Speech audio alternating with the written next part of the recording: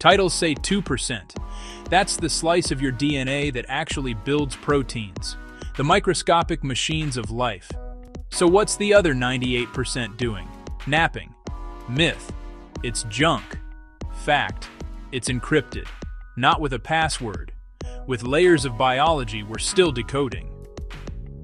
Let's unpack the myth first.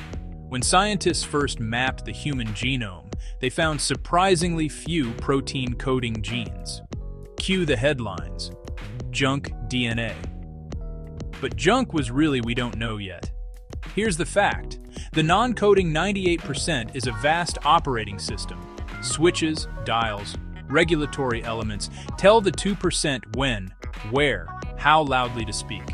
Promoters, enhancers, silencers, think light dimmers, not light switches. The same gene can build a neuron in your brain and a pigment cell in your eye, just by reading different instructions from the so-called junk.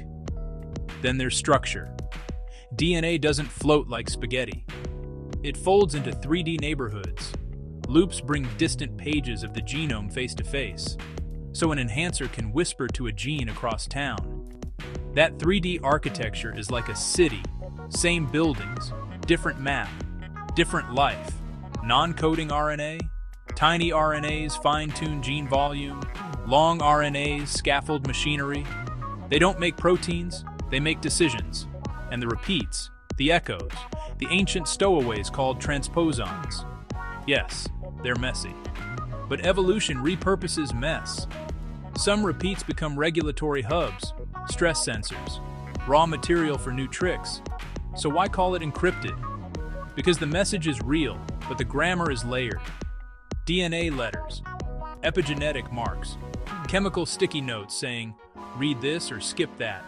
3D folding, who sits next to whom on the genome bus. Context flips meaning. The same sequence can silence in one cell, shout in another. Proof? Most risk variants don't touch proteins. They land in regulatory zones, change the timing or location of gene expression, and you can shift height, mood, immunity, even disease risk. The 2% writes the nouns, the 98% edits the story.